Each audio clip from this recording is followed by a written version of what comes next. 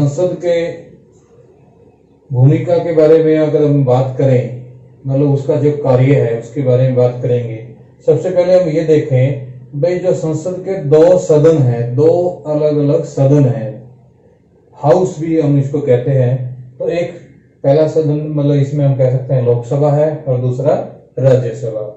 तो राज्यसभा एक सदन जो है वो स्थायी सदन है और इसके 245 सदस्य होते हैं।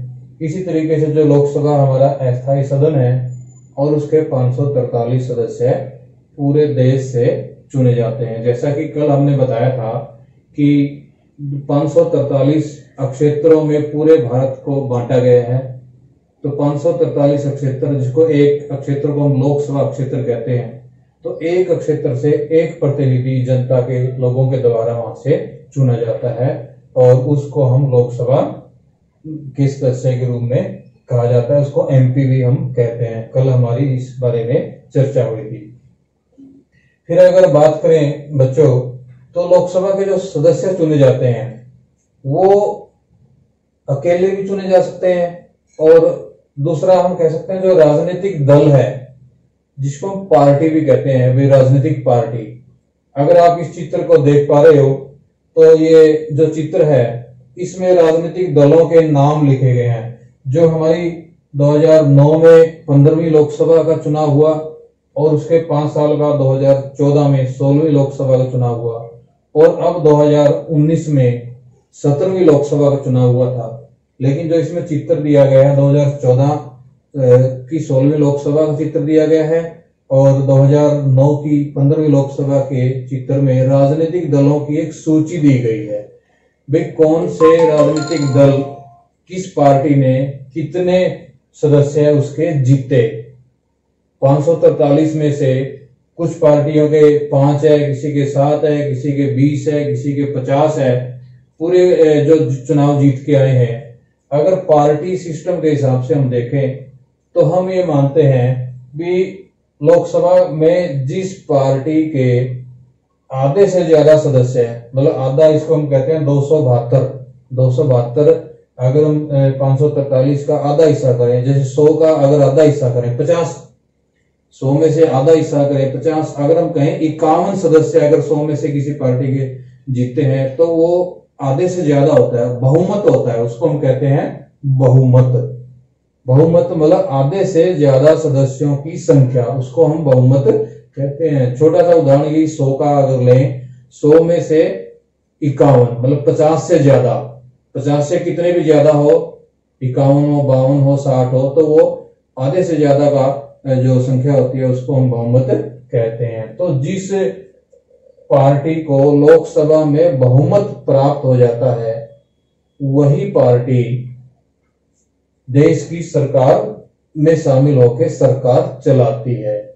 उसी की पार्टी का जो व्यक्ति है, नेता है, वो देश का प्रधानमंत्री बनता है। कोई लोकसभा के सदस्य इकट्ठे होकर अपने में से एक नेता को चुनते हैं और वो देश का प्रधानमंत्री राष्ट्रपति के द्वारा नियुक्त किया जाता है और वो देश की सरकार को चलाता है। और प्रधानमंत्री ही आगे जाके अपने मंत्रियों का चुनाव करता है और किसको कौन सा विभाग देना है, किसको किससे क्या काम लेना है, कौन सा मंत्री बनाना है, महत्वपूर्ण मंत्री है, कुछ छोटे मंत्री है जिसको हम राज्य मंत्री कहते हैं, कैबिनेट मिनिस्टर है। इसको आप अगर अच्छे से विस्तार से अगर इस पाठ को आप पढ़ोगे तो आपको इसकी जानकारी प्राप्त हो जाएगी कि प्रधानमंत्री एक मुखिया होता है सरकार का, एक तरफ से जो कार्यकारी का।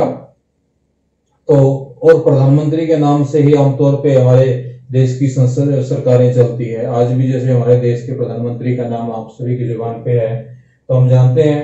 तो राजनीतिक दल चुनाव लड़ते हैं, बहुत सारे दल हैं और ये बात इसमें ये भी बताई गई है जो राजनीतिक दल है वो राष्ट्रीय दल जो पूरे देश में चुनाव लड़ते हैं। मतलब एक जो भारत के जैसे हम कहीं हरियाणा में भी है, पंजाब में भी है, उत्तर प्रदेश में भी है, कई राज्यों में है और एक से ज्यादा राज्यों में वो चुनाव लड़ते हैं और उनको एक निश्चित वोट प्रतिशत प्राप्त होता है जिसका आंकड़ा लगभग एक चुनाव के हिसाब से लगाया जाता है 5 से 6% वोट जिसको उस चुनाव में मिले तो उसको राष्ट्रीय दल घोषित करता है चुनाव आयोग। तो इस प्रकार हमारे 5-6 राष्ट्रीय दलों के नाम इसमें लिखे गए हैं। उसके बाद जो नीचे लिखे गए हैं वो क्षेत्रीय दल है।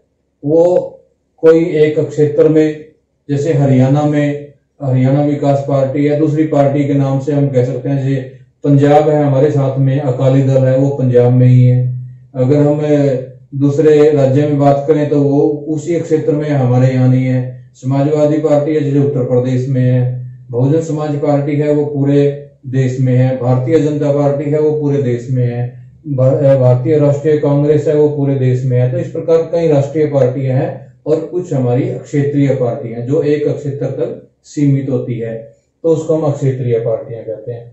तो ये सभी पार्टियों के जो सीटें आती है, जो संख्या जीती जाती है, वो जो सदस्य है, आधे से ज्यादा सदस्य बहुमत कहते हैं, तो उसको सरकार बनाने का मौका मिलता है। अगर ये आधे से ज्यादा संख्या ना प्राप्त हो किसी एक दल को, अकेली पार्टी को, तो फिर क्या करते हैं कि जो दूसरी पार्टियां हैं उनके विचारों से मिलती जुलती पार्टियां आपस में मिलके सरकार बना लेती है। जो आपस में मिलके जो सरकार बनाती है उसको हम एक नाम देते हैं गठबंधन की सरकार बनती है। गठबंधन की सरकार मतलब जो मिलके सरकार बनाते हैं। जब क्योंकि संख्या हमने आधे से ज्यादा बनानी है, तो जो छोटे बड़े दल मिलके आधे से ज्यादा जिसकी संख्या हो जाती है वो सरकार बना लेते हैं, उसको गठबंधन दल।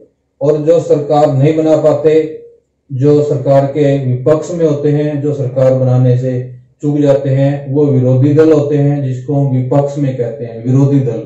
और विरोधी दल सरकार को अपने सवालों के माध्यम से, अपनी नीतियों के माध्यम से, आलोचना के माध्यम से सरकार को सचेत करते रहते हैं, कार्य करवाने के लिए बाध्य करते रहते हैं। तो वो विरोधी दल की भूमिका निभाते हैं और ये सरकार 5 साल तक देश पर शासन चलाती है, देश के लोगों के ऊपर शासन चलाती है। तो मुख्य रूप से जो संसद का जो चित्र है और ये बनावट है, चित्र भी आप अच्छी तरीके से देख पा रहे हैं। इसमें 2 सदन है, ऊपर संसद की जो पूरी बिल्डिंग है, एक गोल जो बिल्डिंग आपने देखी है, और उसके नीचे 2 सदन है, एक राज्यसभा का एक लोकसभा का। राज्यसभा और लोकसभा दोनों मिलके आपस में संसद के जो कानून है बनाने का काम करते हैं, जिसको हम आगे पढ़ेंगे विस्तार से अगले पार्ट में। तो हम देख लेते हैं, जैसे ये गठबंधन की बात करी थी, यहाँ पे 2 नाम लिखा गया है, यूपीए और एनडीए। अगर 2009 में जो सरकार बनी थी वो यूपीए गठबंधन की, क्योंकि किसी एक पार्टी को इतनी सीटें प्राप्त नहीं हुई थी, तो कई पार्टियों ने मिलके जो गठबंधन नाम बनाया उसका नाम दे दिया यूनाइटेड प्रोग्रेसिव अलायंस। ऐसे ही जो अब सरकार है एनडीए की, जो एनडीए मतलब जो भारतीय जनता पार्टी जिसमें मुखिया है, तो एनडीए की सरकार है, उसको नेशनल डेमोक्रेटिक अलायंस के नाम से जानते हैं। तो इस तरीके से हम इनके डिटेल में अध्ययन करेंगे। जो लोकसभा की जो सूची है 2009 की 15वीं और 16वीं लोकसभा की सूची, उसमें राष्ट्रीय पार्टियां हैं, क्षेत्रीय पार्टियां, उनके नाम आप याद रखेंगे और उनकी पहचान भी करेंगे जब आपकी कई नजरों में समाचारों में आती है।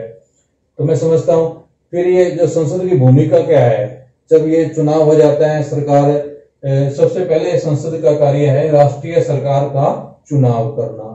संसद कानून बनाती है, संसद ही चुनाव प्रक्रिया का निर्माण भी करती है, कोई अगर फेरबदल करना है वो भी कार्य करती है।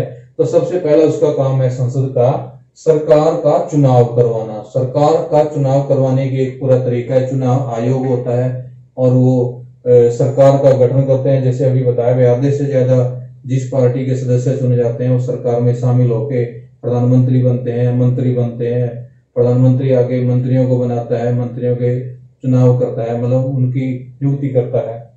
तो ये राष्ट्रीय सरकार का जो चुनाव करना संसद का एक महत्वपूर्ण कार्य यहाँ पे बताया गया है। आप इसको पढ़ेंगे, इस पाठ को, फिर इस हिस्से को पढ़ेंगे। आगे हम करते हैं नियंत्रण। नियंत्रण में मतलब वो देश की सरकार, संसद जो सरकार चलाने वाले जो चुने हुए जो लोग हैं, जो सरकार में मंत्री बनते हैं, सदस्य बनते हैं, अगर वो सरकार सही तरीके से कई बार नहीं चला पाते, उनको मार्गदर्शन भी करती है संसद। सभी सलाह मशवरा करके कानून बनाती है और राय मशवरा करते हैं, विषयों पे चर्चा करते हैं, देश के लिए कौन सी बात अच्छी है, कौन सी बात अच्छी नहीं है, भाई हमें इस प्रकार के कानून बनाने चाहिए, इस प्रकार के कार्य करने चाहिए, तो एक प्रकार से संसद उसका नियंत्रण भी करती है। अगर सरकार अच्छे काम नहीं करती तो संसद भंग भी हो सकती है और लोगों का विश्वास भी खो सकती है। तो इसलिए संसद मार्गदर्शन में, नियंत्रण में, सलाह में ये मुख्य कार्य है, ताकि सरकार सही तरीके से लोगों की इच्छा के अनुसार, लोगों की कल्याण के लिए सही कार्य करती रहे।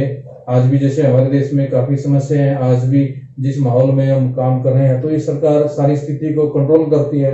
बार बार सरकार हमें कहती है भाई इस तरीके से काम करो, देश के सभी लोगों को कहती है भाई आप घर में बैठो। इस प्रकार के सारे निर्णय किसको किस स्थिति में क्या काम करना है वो सरकार का कार्य होता है, और सरकार बखूबी ये कार्य करती है। तो संसद अगर सरकार ये कार्य नहीं कर पाए तो संसद उसको कार्य करने के लिए बाध्य भी करती है। और तीसरा जो मुख्य कार्य है वो कानून बनाना, और कानून बनाना संसद का कार्य है। कानून बनाने के लिए दोनों जो सदन है उसमें प्रस्ताव लाके कानून बनाने का जो कार्य किया जाता है। तो इस कानून बनाने का जो कार्य है हम अगले पार्ट में, जो अगला पार्ट है, चौथा पार्ट है जो इसी पुस्तक का, उसमें विस्तार से इस पार्ट पे चर्चा करेंगे, उसके बारे में पढ़ेंगे। तो इसलिए बच्चों हम संसद की भूमिका को पहचाने, समझें, हमारे लिए संसद क्यों चाहिए और संसद की भूमिका। इस आज के इस पीरियड में आप इस तरीके से सारे पुस्तक के पृष्ठों को, सारी सूचियों को देखेंगे। जो एक साइड में जो एक्सरसाइज के लिए सवाल पूछे गए हैं, कुछ बातें इसमें लिखी गई है, उसको भी अच्छे से आप पढ़ेंगे, तब मैं समझता हूं आपको ये पूरी तरह समझ आ जाएगा। तो हम इसका जो तीसरा जो भाग है इसी पाठ का अगले पीरियड में पढ़ेंगे कि संसद में कौन कौन लोग शामिल होते हैं। धन्यवाद बच्चों।